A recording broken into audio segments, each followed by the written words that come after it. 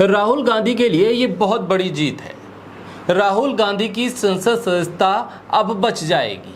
अब राहुल गांधी एक बार फिर से लोकसभा में नजर आएंगे। वायनाड को उनका अपना सांसद वापस मिल जाएगा और एक बार फिर राहुल गांधी अडानी से लेकर मणिपुर तक पर संसद के भीतर बोलते नजर आएंगे। जी हां, सुप्रीम कोर्ट ने राहुल गांधी को राहत दे दी है। मोदी सरनेम मामले में चल रहे मानहानि के केस में 2 साल की सजा मिलते ही राहुल गांधी की सदस्यता चली गई थी। इस पर राहुल गांधी की तरफ से अपील पर अपील की जा रही थी। लोकल कोर्ट से लेकर गुजरात हाई कोर्ट तक राहुल गांधी जा चुके थे। मामला अब सुप्रीम कोर्ट पे था। सुप्रीम कोर्ट में सुनवाई के दौरान ही अब राहुल गांधी को राहत मिल गई। बोलता हिंदुस्तान पर मैं हूं आपके साथ बिरसा शाकिर अली बेग। राहुल गांधी की बड़ी जीत हुई है। अब संसद सदस्य बने रहेंगे राहुल गांधी।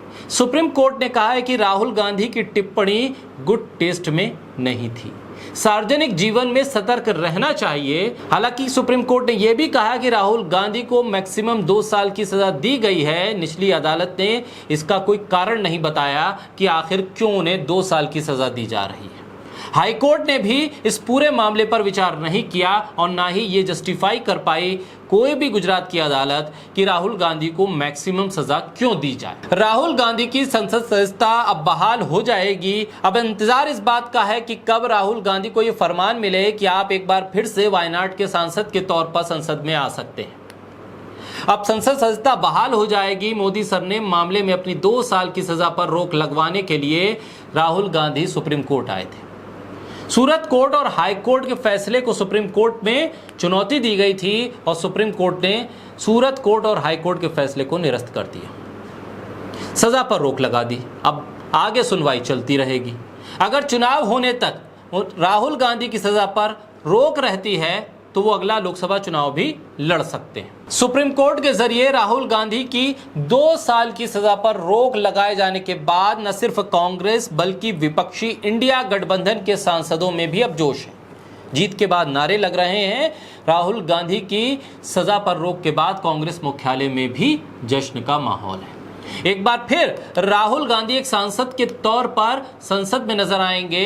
विपक्षी एकता को और मजबूत करते दिख सकते हैं। अगर बयानों से संसद सदस्यता जाने लगी तो फिर जानिए कि सत्तारूढ़ पार्टी के कितने सांसद और विधायक सदन में रह पाएंगे। बहुत कम ही नेता ऐसे बचेंगे जो अपनी सदस्यता को बचा पाएंगे। सुप्रीम कोर्ट ने हाई कोर्ट के जजमेंट को पलट दिया और राहुल गांधी की संसद सदस्यता को बरकरार रखा है। सुप्रीम कोर्ट ने कहा है कि राहुल गांधी का बयान आपत्तिजनक था।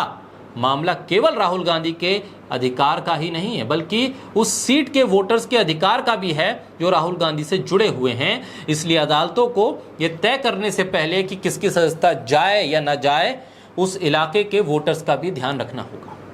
राहुल गांधी का मामला नजीर हो सकता है इस मामले में कि आजम खान की सदस्यता पर भी अब कोई फैसला आ जाए। सवाल इस बात का भी है कि अब राहुल गांधी संसद में आएंगे तब क्या होगा। एक बार फिर प्रधानमंत्री से आमना सामना होगा, बीजेपी के नेताओं से आमना सामना होगा।